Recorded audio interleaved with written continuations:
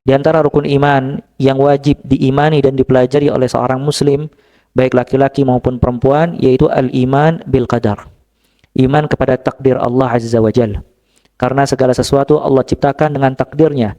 Sebagaimana firman Allah Azza wa Jalla, "Inna kulla syai'in khalaqnahu biqadar." Sesungguhnya kami ciptakan segala sesuatu dengan takdir.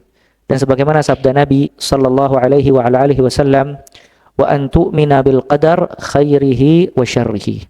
Dan engkau beriman kepada takdir yang baik maupun yang buruk. Sampai Abdullah bin Umar radhiyallahu taala an berlepas diri dari orang-orang Qadariyah yang memiliki kesalahan di dalam pemahaman seputar takdir Allah Azza wa Jal. Kata Abdullah bin Umar radhiyallahu taala an, kalau seandainya mereka memiliki emas sebesar gunung dan menginfakkannya, maka tidak akan diterima oleh Allah Azza wa Jal sampai mereka beriman kepada takdir Allah Azza wa Jal. Dan Ibnu Abbas radhiyallahu taala anhuma mengatakan, al-qadar sirru maktum. Takdir merupakan rahasia yang tersembunyi, tidak ada yang mengetahuinya melainkan Allah Azza wa Jal. Oleh karena itu, dengan mempelajari takdir Allah Subhanahu wa taala, dan dia termasuk af'alullah, perbuatan-perbuatan Allah Subhanahu wa taala, sebab terbesar seseorang akan mendapatkan kehidupan yang bahagia di dunia, dan sebab terbesar seseorang bisa sabar atas musibah, bersyukur atas nikmat, dan sebab terbesar dia bisa mengembalikan segala sesuatu kepada Rabb-Nya Azza wa Jal. Bagaimana beriman kepada takdir Allah Azza wa Jal? Dijelaskan oleh para ulama kalau iman kepada takdir Allah Azza wa Jal memiliki 4 rukun. Dia beriman kepada takdir Allah Azza wa Jal itu memiliki 4 rukun atau mencakup 4 perkara. Yang pertama, beriman bahwasannya Allah Ta'ala mengetahui segala sesuatu. Bahwasannya Allah Ta'ala mengetahui segala sesuatu dan tidak ada yang luput dari sisi Allah Azza wa Jal apapun juga. Tidak ada yang luput dari sisi Allah Azza wa Jal apapun juga. Jadi Allah Ta'ala mengetahui segala sesuatu, jumlatan wa tafsilan, secara umum dan secara terperinci. Allah Ta'ala mengetahui satu perkara sebelum terjadi, Allah Ta'ala mengetahui ketika perkara itu terjadi, dan Allah Ta'ala mengetahui bagaimana perkara itu bisa terjadi. Maka semuanya terjadi tidak lepas dari ilmu Allah Azza wa Jal. Maka Allah mengetahui segala sesuatu. Allah mengetahui sebelum kita berbuat, dan Allah mengetahui ketika kita berbuat dan bagaimana pas saat kita berbuat. Maka semuanya tidak luput dari ilmu Allah Azza wa Jalla. Oleh karena itu Allah Ta'ala menamakan dirinya dengan Alim. Al-Alim yaitu yang maha mengetahui segala sesuatu. Dan Allah Ta'ala menamakan dirinya juga dengan Al-Khabir. Wallahu bima ta'amaluna khabir. Allah Ta'ala maha mengetahui apa yang kalian kerjakan. Khabir itu mengetahui detail-detail permasalahan. Bahkan kalau seandainya batu yang hitam dilemparkan ke laut pada kegelapan malam hari, kemudian batu itu jatuh mengenai tanah, Allah tahu itu semua tidak ada yang luput dari Allah Azza wa Jal.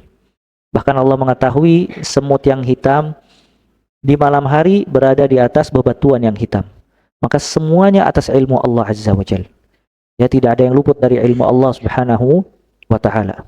Ya, dan bahkan Allah mengetahui jejakan kaki semut. Dan Allah mengetahui daun-daun yang berjatuhan ketika kering di semua tempat di seluruh dunia ini. Bahkan yang lebih besar, Allah Ta'ala mengetahui bisikan-bisikan hati manusia. Ya'lamu kha'inatal a'yun wa ma tukhfis sudur. Allah Ta'ala mengetahui mata-mata yang berkhianat dan apa yang tersembunyi di dalam hati. Ya, mata yang berkhianat, ya subhanallah, seseorang melihat sesuatu, kadang dia bisa menipu manusia. Mungkin ada gambar yang tidak baik, dia melihat ke gambar tersebut yang ada di jalan. Tapi di sampingnya mungkin ada makanan, ada pakaian, atau ada toko, dan seterusnya. Ketika ditegur, ya fulan, jangan kamu lihat kepada gambar tersebut. Kata dia, aku tidak sedang melihat gambar, tapi lihat sampingnya. Ima toko, ima pakaian, atau yang lainnya.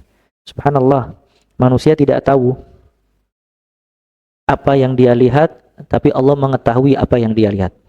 Makanya Allah mengetahui kha'inatal a'yun, mata-mata yang berkhianat. Wa ma tukhfis sudur, dan semua yang tersembunyi di dalam hati, Allah Ta'ala mengetahuinya. Semua kegundahan hati manusia, kemudian keresahannya, ya, kemudian kebahagiaannya, kelapangannya, kesempitannya, semuanya diketahui oleh Allah Azza wa Jalla. Oleh karena itu, kenapa amalan batin lebih besar dibandingkan amalan zahir?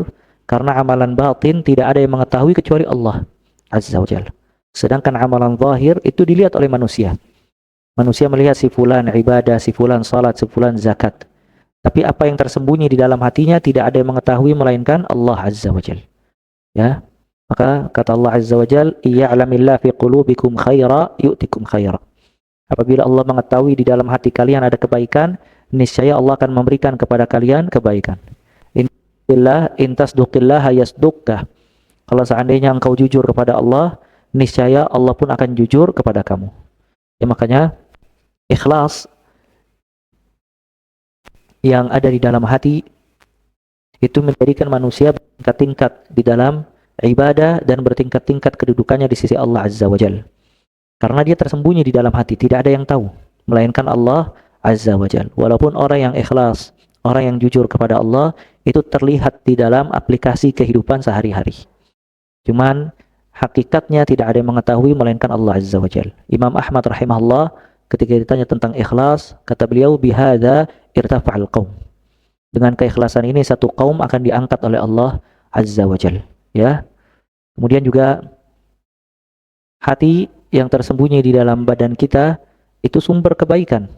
Makanya nanti di akhirat seseorang yang selamat memiliki hati yang baik. Yang lainnya tidak bermanfaat. Yaum la yanfa'u malun wala banun illa man atallaha biqalbin salim. Nah, maka poin yang pertama, Allah mengetahui segala sesuatu. Kemudian poin yang kedua,